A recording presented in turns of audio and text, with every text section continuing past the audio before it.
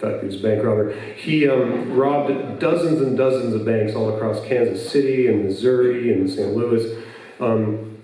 And that was his first hobby. His second hobby was sort of followed directly in a sort of cause and effect chain. That was open gun battles in downtown streets with police in broad daylight, which again, causal chain and reaction, murder charges, lots of them, all police officers. So he had these things going on.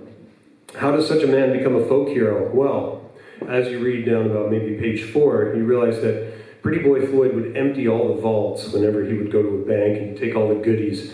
And then he would find the mortgages. And back then, that was the only copy of the mortgage. There was one copy, it was in the bank vault. And he had no use for them, so he burned them all. Back then, it was 1930s, it was the Great Depression. Banks had a lot more power back then than they did today. And effectively what he did was he freed hundreds and hundreds of farming families in the worst hit parts of the states in one of the darkest economic periods of their history from the clutches of the banks. And I think that's why he was a folk hero. They were happy to overlook a lot of the other stuff. But he was such a hero to the point where when he was finally gunned down by the FBI, they put his body in a casket. He had an open casket funeral, and tens of thousands of people came to his funeral. Anyway, I wrote a song to marry the folk hero and the criminal, and it's called Pretty Boy Floyd. I hope you guys like it.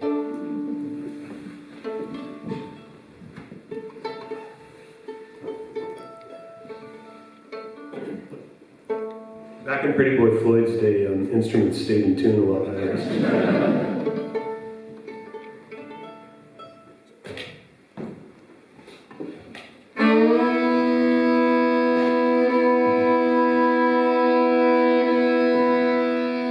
He went down one night in a driving rain to a bullet from the FBI, and they propped him underneath an apple tree and waited for Pretty Boy Floyd to die. Yeah, the cops all stared in disbelief. They've been hunting him for so long. There's Charles Floyd slowly bleeding out, public enemy #1, with a book full of warrants and a long list of crimes, and everyone bearing his name. Even if he'd only done half those things, he was good enough to hang. Not many people would have given Pretty Boy up. He was loved all across the land. But these are cold, hard years, and money buys ears when enough money changes hands.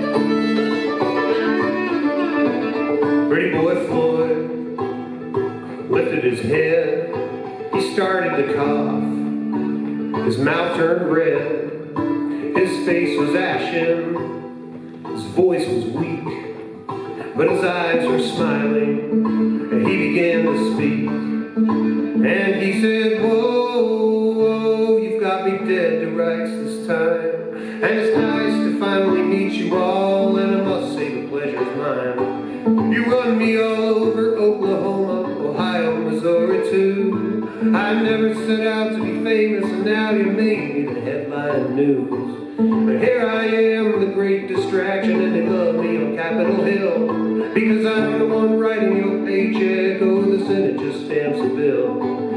Some men will rob you with a 6-gun, others rob with a fountain pen. I never took a dime from anyone who hadn't robbed 100 innocent men.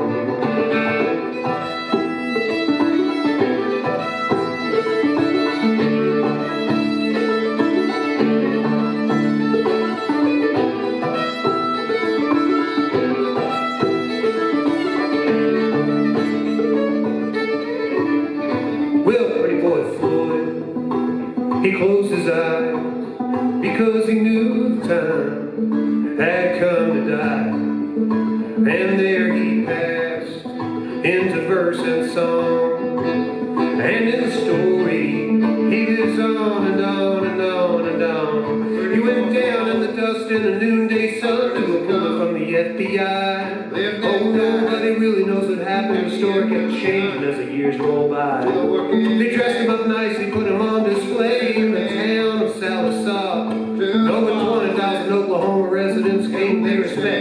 wanted outlaw. Times are still tough, not very much has changed between now and then. Guns go for dimes, much bigger crimes are committed with a paper and pen. And it feels like the country's run by thieves like it was a pretty boy's day. That's why we all love outlaws, cause someone's gotta make them pay.